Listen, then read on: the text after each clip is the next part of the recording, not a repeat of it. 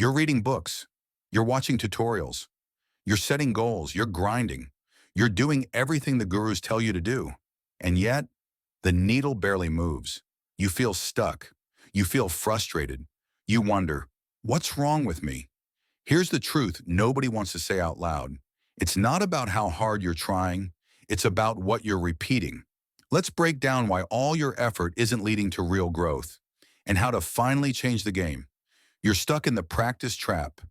Here's how the trap works. You work hard. You practice a lot. You repeat the same habits over and over, but you're not challenging yourself. You're just reinforcing your current level. You're getting better at being average. You're mastering your plateau. That's why you feel exhausted but not evolved.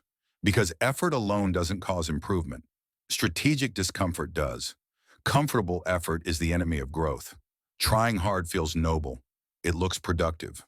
But your brain doesn't change when it's comfortable. It changes when it's forced to adapt. And most people, even ambitious ones, spend 90% of their practice time repeating things they already know how to do. That's why. You can work out every day and stay weak. You can study for hours and forget everything. You can grind at your side hustle for years and see zero growth. Trying hard inside your comfort zone is just busy work. Real growth happens at the edge. The Harvard Center for Adult Development calls it deliberate discomfort, operating just outside your current abilities. It's where you miss, you struggle, you doubt yourself, you make ugly mistakes. And that zone, the one most people avoid, is where all the adaptation happens. If you're not failing forward, you're not growing. You're just reinforcing your current limitations. Mistakes aren't setbacks, they're raw materials. Every skill, every transformation, every breakthrough, it's built out of errors, corrections, and awkwardness. But high achievers often resist this because mistakes hurt your image. They threaten your identity. They make you look, gasp, like a beginner. But here's the paradox. The faster you're willing to look stupid, the faster you'll stop being stupid. You can either protect your pride or you can build real skill. You can't do both. The improvement illusion, consuming versus creating. Another trap, you feel productive because you're learning new things, watching tutorials, listening to podcasts, highlighting books. But consuming isn't creating. Information isn't transformation.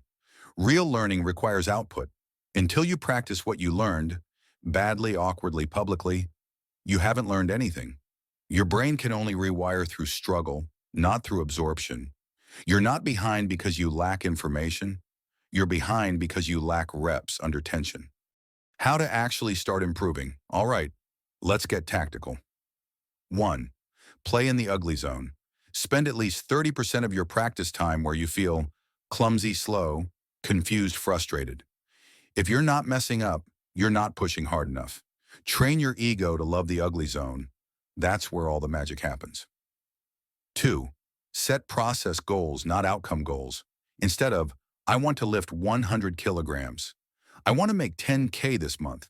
Focus on, I train 4 times a week, hitting my weakest lifts. I publish 3 pieces of messy content every week. Measure inputs you control, not results you can't. Process creates outcomes, not the other way around. 3. Get feedback that stings. Most people avoid real feedback. They seek validation. They want to be told, now you're doing great. But growth demands constructive friction. Seek out critiques that point to blind spots, coaches that make you uncomfortable, honest friends who won't sugarcoat. If the feedback doesn't sting a little, it's not helping. 4. Embrace the boredom gap. Here's another harsh truth. After the excitement wears off, improvement feels boring. You'll want to quit. You'll want to jump to something new. You'll want another dopamine hit. But mastery lives on the other side of that boredom. Keep swinging the hammer. The breakthrough isn't flashy. It's hidden inside endless boring reps. 5. Make mistakes faster. Perfectionists move slow. Strategic learners move fast. Through failure. Ship small experiments. Test rough ideas. Launch before you're ready. Every mistake speeds up your calibration. Your goal isn't to avoid mistakes. It's to outpace your mistakes. The faster you fail, the faster you refine. 6. Reframe failure as data, not identity.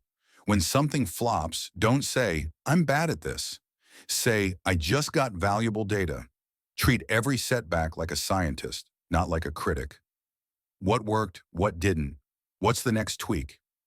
Detach your self-worth from your results, and improvement becomes inevitable. Final thoughts. You're not stuck because you're lazy. You're stuck because you're too safe.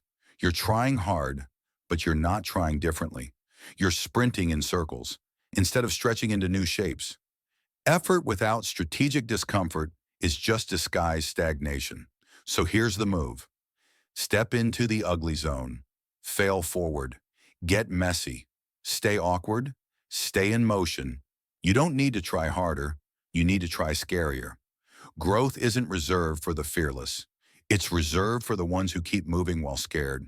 If you're ready to stop feeling stuck and finally break through, you know what to do.